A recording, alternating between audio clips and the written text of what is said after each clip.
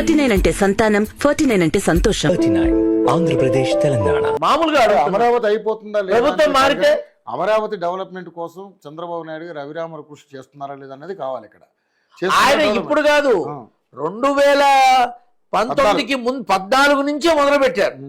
మన క్యాపిటల్ ఏది అంటే అమరావతి వస్తుంది, ఇంకోటి రాదు, 3 రాజధానులు రాదు, అమరావతి వస్తుంది.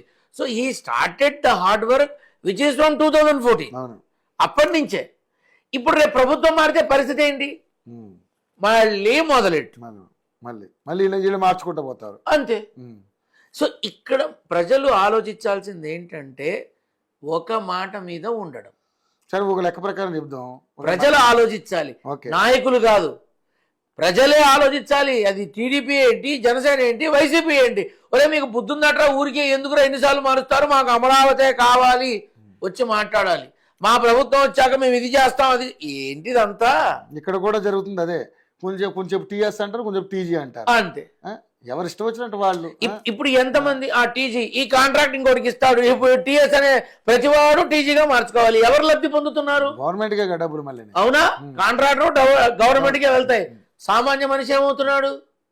సో ఇక్కడ సామాన్యమైన విధానంలో, సాధారణమైన విధానంలో బ్రతికే ఒక మామూలు మనిషి కోసం ఆలోచించేది ఎవరు ఆలోచిస్తున్నారు? నువ్వన్నది 100కి 100% నిజం. రోడ్లు వేస్తున్నారు. చాలా వరకు మున్సిపల్ శాఖకి సంబంధించిన ఎన్నో పూడిక తీతలు తీశారు. నేను నా స్వస్థలంలో కూడా నేను చూసా, అందులో తప్పు లేదు. వాటితో పాటుగానే మనుషుల మధ్య ఎందుకు మైత్రి సంబంధాన్ని డెవలప్ చేయట్లేదు? కళ్ళతో చూస్తూ చెవులతో వింటూ ఎందుకు మౌనంగా ఉన్నారు?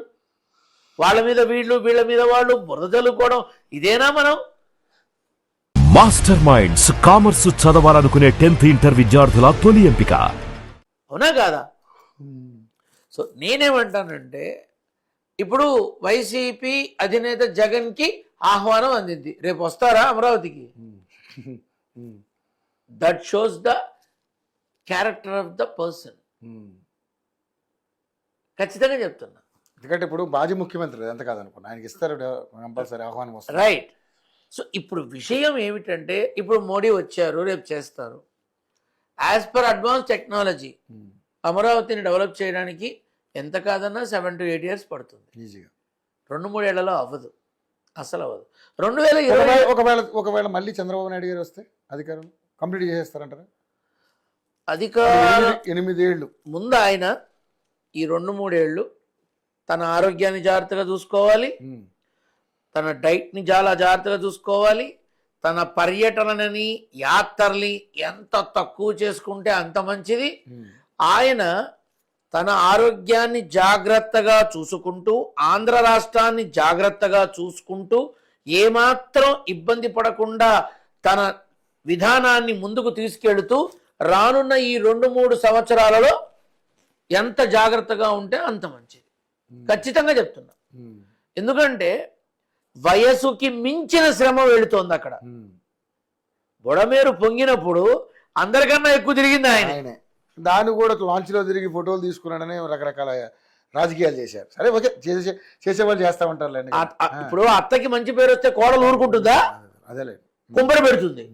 అలాగే ఈ 2-3 ఏళ్ళు చంద్రబాబు నాయుడు గారు ఆంధ్ర రాష్ట్రంతో పాటుగా తన ఆరోగ్యం మీద కూడా దృష్టి పెట్టాలి. ఇది ఖచ్చితంగా చెప్తున్నా. ఓకే.